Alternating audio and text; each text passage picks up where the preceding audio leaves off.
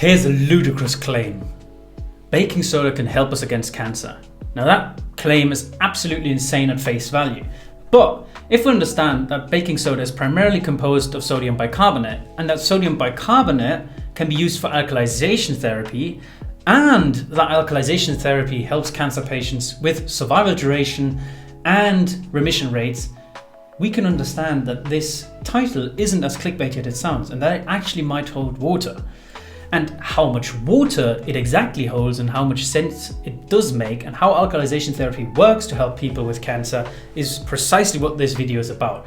And we will also look at how to implement alkalization, because I think that's very, very important for you. Because if you have a bunch of knowledge and you can't implement it, what use is that? My name is Merlin. I'm one of the co-founders of Marchwood, where we help cancer patients such as yourself, or perhaps someone you know, with outliving cancer. And this video will be a part of the Mosaic method, which we developed when our father was first diagnosed with cancer, and it has helped him, be cancer free. It wasn't the only thing he did, but it helped him.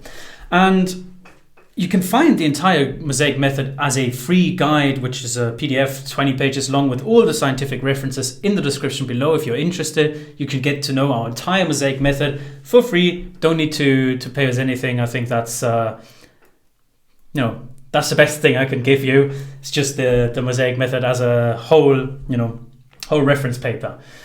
But the Mosaic method, or the goal of the Mosaic method, is just very simply, if we have a cancer cell here, to decrease the cancer cell growth rate and to increase the cancer cell death rate. And logically, if we increase the cancer cell death rate past the cancer cell growth rate, we will cure cancer eventually, or we will heal the cancer or shrink it out of existence. Now, what has this got to do with baking soda or alkalization? Well, to understand alkalization and how baking soda figures into this, we want to take a look at a cancer tumor here.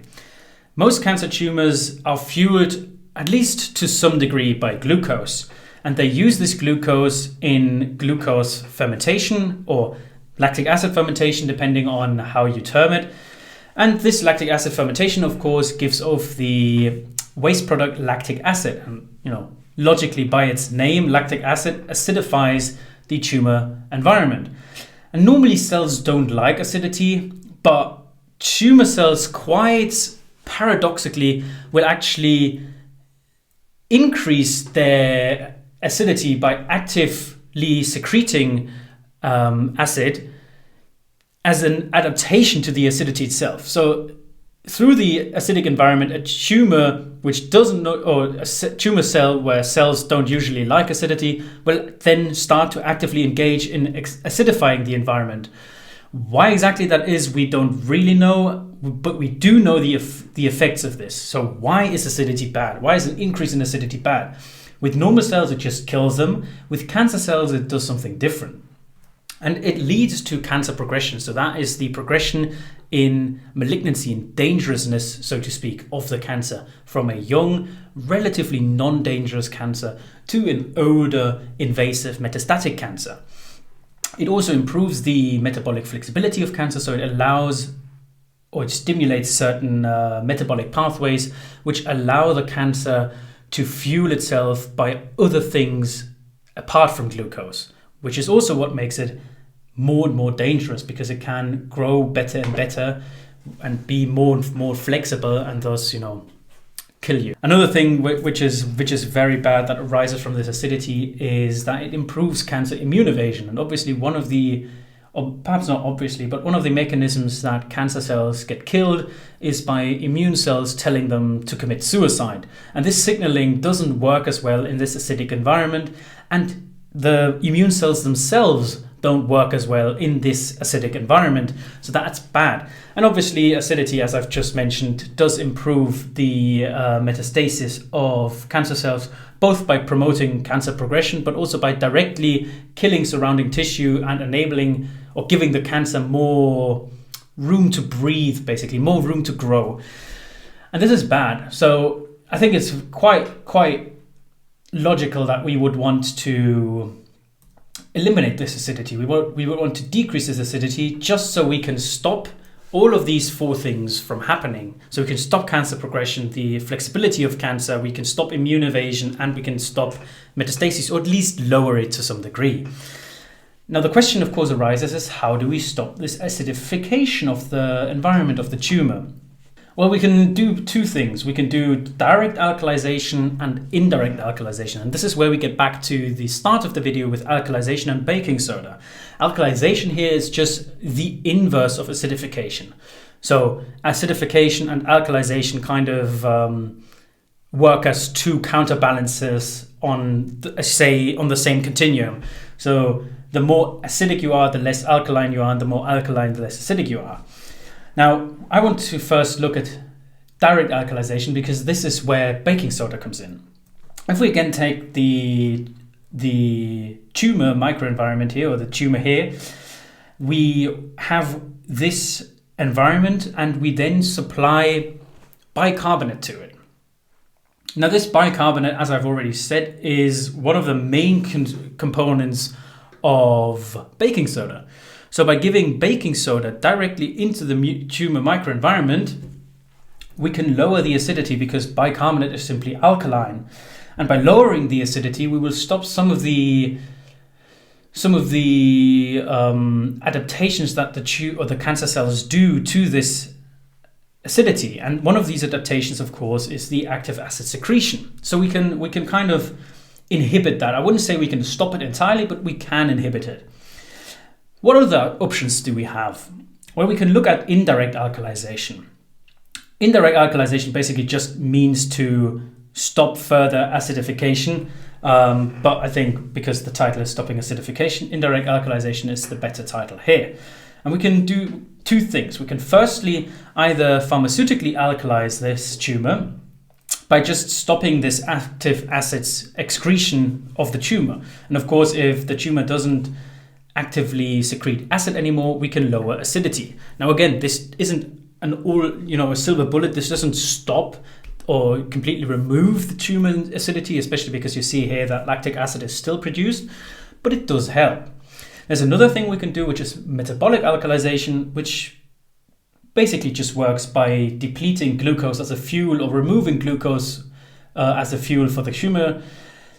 Basically, in essence, it means lowering the availability of glucose in the body. And by lowering the availability of glucose, we obliterate, or we lower, I should say, not obliterate, but we lower the lactic acid production, which of course lowers acidity. And this lower acidity then leads the tumor to no longer actively excrete acid because that was an adaptation to the acidity in the first place.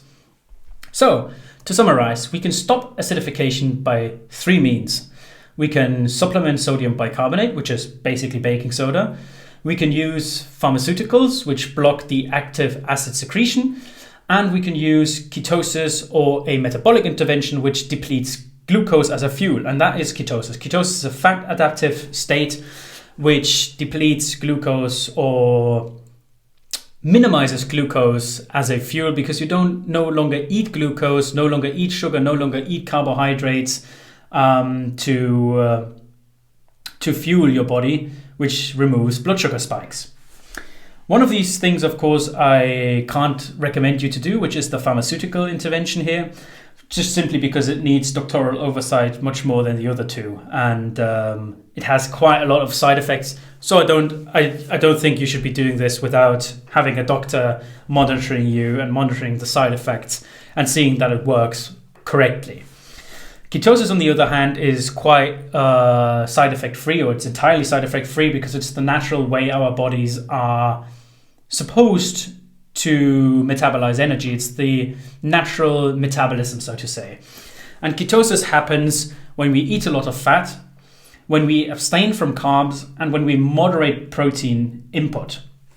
Now, we need fat for energy. We need protein as we always need protein, and carbs are just energy as well. But they are energy which tumor cells can use. So, that's why we want ketosis, because that is just carb abstinence. It's basically two sides of the same coin.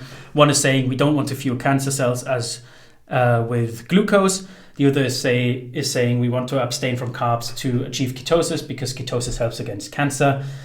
The logic behind that is if you have less glucose, the cancer grows slower because it doesn't have as much fuel. And we can measure the achievement of ketosis simply by measuring breath acetone or urinary ketone levels. both these measurements work, and it will be important. Both those measurements will be important in just a bit when we get to the sodium bicarbonate side of stopping acidification or of alkalization therapy.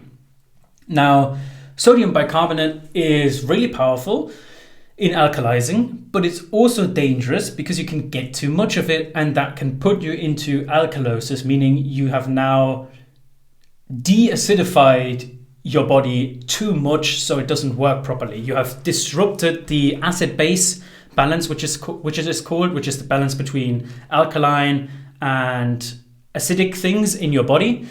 And if you disrupt this balance too much, you can get into alkalosis. And this is very, very bad.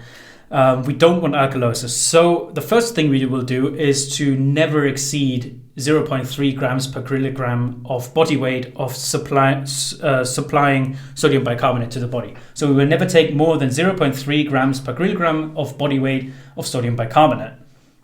And we will measure the urinary pH and breath acetone and urinary ketone levels to make sure that our sodium bicarbonate supplementation isn't overly alkalizing us. Now, why we need both of those we'll get to in just a bit, but we also can use, instead of sodium bicarbonate, we can use trisodium citrate. Now, to me, I like the taste of trisodium citrate, call me a psychopath, but I like the taste of this way, way more than sodium bicarbonate. To Cedric, to my brother, it really doesn't make much of a difference. He doesn't like both of them. I like trisodium citrate more than I like sodium bicarbonate, so I use trisodium citrate, especially because trisodium citrate and sodium bicarbonate have the same alkalization potential, basically. This is the slight difference of like 5% or something, but the alkalization potential is, for all intensive purposes, the same. Now, if we look back to measuring urinary pH and breath acetone or urinary ketones with sodium bicarbonate, we might be wondering, why do we even need breath acetone or urinary ketone levels to ascertain how much sodium bicarbonate we should take? Well, the thing is that ketosis produces ketones, and ketones themselves are slightly acidic. So they will acidify your urine because they excrete it in it. They won't acidify your tissues because they're burnt in your tissues, and thus basically the acidity enters your tissues, is burnt, and thus leaves the tissues. So it doesn't acidify your tissues, but it does acidify your urine by being excreted into it. And this can throw off the measurements we take with the urinary pH. This is why we have this table here, a corrective table basically. And we have the table with a lot of other things in the Mosaic Method Guide, which you can find below, as I've already mentioned. But this table basically lists on the left here, it lists the breath acetone level and then a urinary target pH on the right. And this table doesn't care whether you measure your ketosis by breath acetone or by urinary ketone levels. Depending on which you prefer, which you do normally just use one of or the other, it's basically equivalent because breath acetone levels track relatively well with urinary ketone levels. And then let's say, for example, for 10 ppm of breath acetone, you would want then a urinary target or a urinary pH between 6 and 6.5 to know that you're properly alkalizing. If it's over 6.5, you should stop alkalization, or at least pause it until it falls under 6.5 and falls into that range. And if you're below 6, you should perhaps increase your alkalization or your sodium bicarbonate or trisodium citrate application. Now, one thing to keep in mind here as well is that foods which have acid themselves, or drinks which have acids themselves, like Coke Zero or even asparagus, can influence the urinary target pH. So this is proxies, this is approximations, and obviously the entire video here is only a piece of the Mosaic method. So doing only the alkalization won't, it will give you an edge, I'd say. Research shows this, that it basically gives up to 40% improved survival, basically, where in one group without alkalization all patients died, in the other group with alkalization only, I say only, but it's still a lot, it's still way too much, 58% of patients died. So 42% of patients actually had full remission survival. So basically disease-free survival with the alkalization. Use it, don't use it. I think it's quite powerful. I think it's very, very underutilized in cancer patients, even though there's good evidence of it working, there's good tolerability. We use sodium bicarbonate generally in people for sports performance increase, so it's widely used in humans.